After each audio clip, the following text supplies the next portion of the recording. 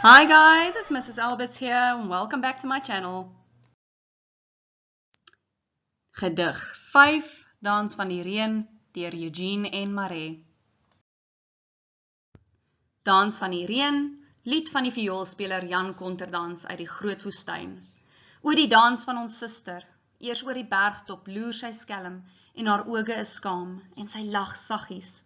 Dance of the Rain, song of the violinist Jan Konterdans from the great desert. Oh, the dance of our sister. First she peeps over the mountain top, and her eyes are shy, and she laughed softly. When we look at the title, REëN is being presented as a person, a sister that dances. The dancing refers to the REëN coming closer gradually. It also refers to the REëN dance of the Balobedu people and other cultures. When we look at the subtitle, it says that it is a song, it is a lied, played by a violinist. This violinist is called Jan Konterdans, and he is from the Great Desert. The Great Desert refers to the Kalahari Desert. This violin is not a typical Western violin. This is a handmade violin called a goji, like that. Line 1 starts with an exclamation. Oh, the dance of our sister, with an exclamation mark.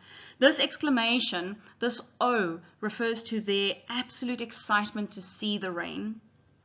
Sister is being personified, so it's personifikasie. The entire poem, in fact, is personification, where we have REëN personified as a sister, a lady, a female.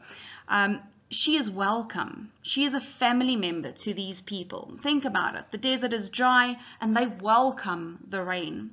It's also an extended metaphor looking at the young woman being a symbol of fertility. Remember, REëN brings life. When we look at line 2, it starts with eers oor. So first over the mountaintop she peeps.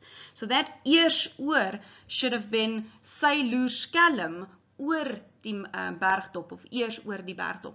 That eers oor emphasizes her behavior, what she is doing. So first she comes over the mountaintop. That is how they see her when she is peeping over the mountaintop. Now imagine the clouds coming slowly over a mountaintop. That is what they are referring to. When they say that she is peeping shyly, or her eyes are shy, it refers to, again, the personification, but it shows you that there's only a slight bit of cloud hanging over the mountaintop. So there's just a little bit. She's not climbing over the mountain yet. She's simply giving a little peep, showing you that she's not there yet.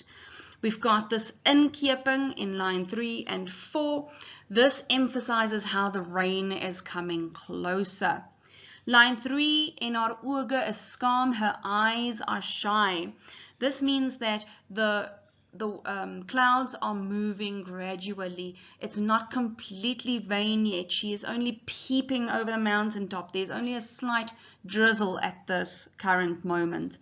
Then line 4, en sy lag saggies, she is laughing softly. It is the soft thunder that you can hear from far away. It's not close enough yet, but you can hear it. En van ver af wink sy met die een hand, haar armbande blink en haar krale skitter. Saggies roep sy, sy vertel die winde van die dans en sy nooi hulle uit, want die werf is wyd en die bruilof groot. And from afar she waves with one hand, her bangles shine and her beads sparkle. Softly she calls, she tells the winds of the dance, and she invites them, because the yard is wide and the wedding is big. Line 5 refers to her waving from far away, so that is still showing you that the clouds are far away, but you can see something on her arm as she is waving. Line 6 says that her bangles and her beads are shining and shimmering, so that is your lightning that you can see from afar. Line 7, she is calling softly. You can still hear the thunder far away. She invites the winds. So here we have the wind picking up. You've seen it when it starts raining.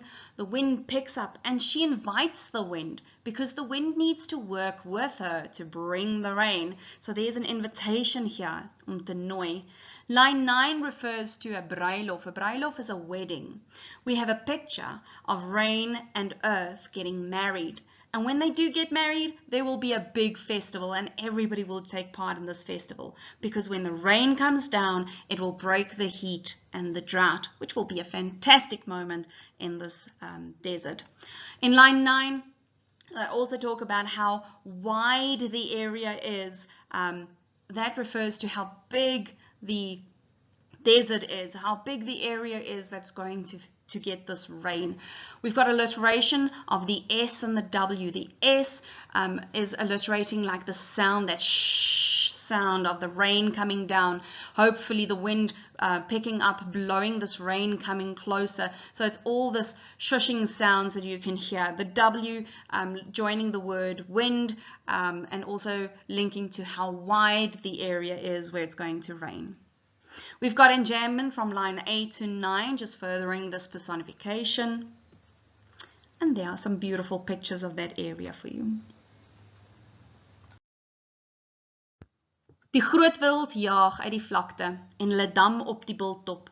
Wyd trek hulle neusgate en hulle sluk die wind en hulle buk om haar fyn spore op die sand te sien. The big game rushes out of the plains. They gather on the hilltop. Widely they stretch their nostrils and they swallow the wind. And they bend down to see her fine footprints on the sand. So grootwild describes the reaction of the wild animals, the bigger game, like that little oakie in the corner. And what are they doing? They are gathering on the hilltop. So they are waiting for the rain to come. So there's like this excitement and this waiting on the sister to come and to alleviate the heat and the drought. And when they're standing there, they are widening their nostrils because they are breathing in the smell of the rain. And it's something that you can see big game actually do when they are smelling something. The nostrils go wide open. And this is called sintuiglike waarneming because they use their senses to experience the rain coming. And they are swallowing the wind. Now when it's rainy, you can almost taste that damp humidity, this rain coming closer. There's a specific smell and it almost hangs on your tongue and in your nostrils when it's coming. And then again, we've got sintuiglike waarneming because now they are looking down, they are bending over to the sand. And they are looking at those first fine little droplets that you can see falling onto the sand. There's inkeping in line 11 and 13. It's a visual representation of how the animals are moving, how they are going to the hilltop to await their sister, the rain, to come.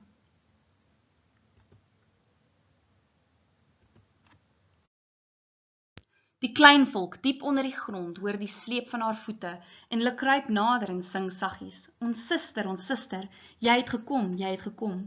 The small creatures deep under the ground hear the dragging of her feet and they creep closer and sing softly. Our sister, you have come, you have come.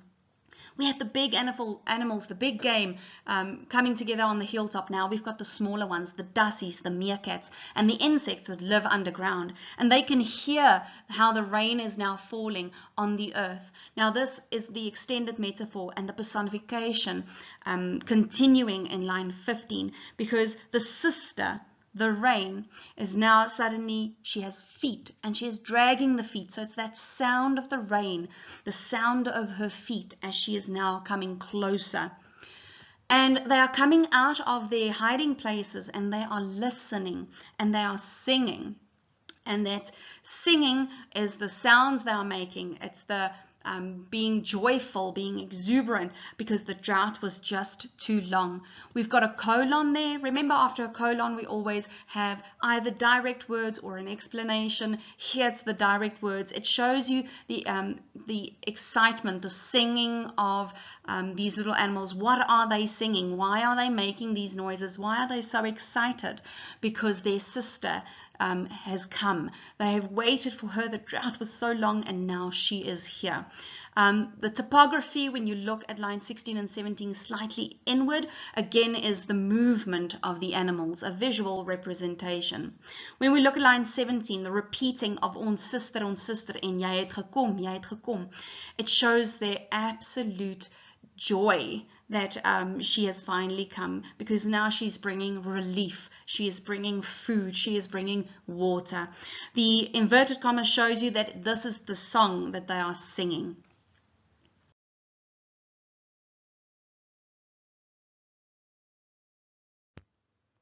En haar krale skud en haar koperringe blink in die wegraak van die son.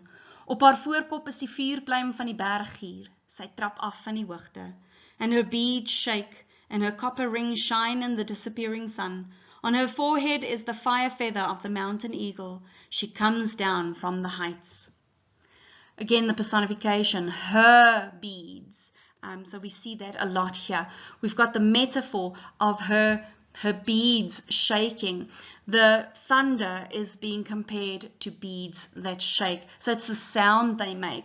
And therefore it's also klanknabootsing, the word skit, because it imitates the sound of the thunder. It's also the drops dropping harder, the raindrops dropping harder to earth. We've got line 19 that has the words koperringe blink. It's a metaphor. Here it looks at the lightning, now very bright, shining.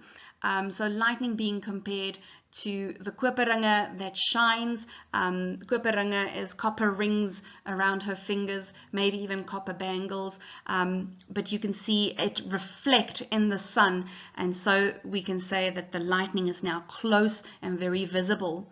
It says that it is shining in die wegraak van die son, which means the sun is now disappearing behind the clouds that are getting more heavy, more grey, more compact. Line 20, on her forehead is this fire plume, this fire feather. So this is the lightning becoming sharper, brighter, and redder. This plume is a feather, and this refers to the mountain eagle. You'll see a picture of the mountain eagle in a moment. Berggier is a different name for mountain eagle. And then when she is stepping down from the heights, this means that there is now a almost like the floodgates opened type of rain. The rain is now falling down hard. So when you look at these pictures there, you've got the berggier, bergarend is another name for it. So it's the mountain eagle, and in the middle you can see the rain really pouring down. Sy sprei die val karos met al twee arms uit. Die asem van die wind raak weg. Oor die dans van ons suster. She spreads out her grey karos with both arms. The breath of the wind disappears. Oh, the dance of our sister. The grey karos refers to a very typical picture of Kalahari people, Kalahari culture. You've got the copper rings, you've got the bangles, you've got the beads, and now the karos. Karos is an animal hide blanket, so a covering that you can put around your shoulders made from animal skin. And the rain coming down and it being overcast is being compared to this karos. It is part of this extended metaphor. It is part of the personification, how she is spreading this karos with both arms, meaning the entire area from west to east, wherever you can see, it's just this grey cloud coming down. We've got a comma punt, a semicolon. We've had these all around the poem, but I didn't want to stop every now and then with these little circles and explain it, so I thought let me do it right at the end, and then you can go back and look at every time it's been used. So a full stop means an idea is finished. A comma goes over from one idea to the next, but the semicolon gives you a longer pause. It means that the idea is not completely finished. We are still going to go over to the next line, to the next idea, but it gives you a little bit of a longer pause, so you can almost get the picture of line 22 in your head so that you can see it before we go to the next idea, which is line 23. We have spoken about the wind in the previous slide. Here we continue with the wind, but here the wind is being personified. The wind has awesome, which means it has breath, and the breath of the wind disappears, which means the wind now stops. It's calmed down. There's no more wind, so there's no storm. It has done its duty. It brought the rain to the desert, and now it's finished. And we've got in line 24 again this exclamation of absolute joy and excitement. Ooh, die dans van ons sister, linked with your exclamation at the end. Now, this links with line 1. So line 24 and line 1 links together, and I love how it makes this perfect circle. Remember that the Sun people, the people who live in the desert, the Kalahari people, they need the rain to survive, and rain brings life, and that is why they are so excited when she comes. And line 24, our sister, they are one with nature. The San saw nature, rain as family. They are always welcome, and they live in nature, for nature, using nature. So the rain is just absolutely something that they are dependent on. Have you seen this, the sun beelder, the images of the Sun people, the Kalahari, the desert people? We had armbande, krale, koperringe en karos. So it's the bangles, the beads, the copper rings and the karos. And just a few last pictures before we go over to the next one. Okay, so here we just have a little bit of a picture of what is happening in this poem, and it's very rudimentary, colored in with paint, but hey, it works, right? Okay, so we've got the hilltop, we've got the rain coming. You can see that there's a dark rain cloud coming over the mountain. We've got the rain coming down, we've got the lightning. I couldn't do thunder, apologies. We've got the big animal, the wild game right at the top there. You can see they ran up, stood at the top. And then we've got the klein volk, which is the smaller animals looking at her arriving. And then obviously there's a little picture of the personification of rain as a lady coming over the mountains. Thanks for watching, guys. Remember, if you've got any questions, you can follow me on Instagram at Afrikaans Classroom. Please subscribe to my channel for more videos, like and share.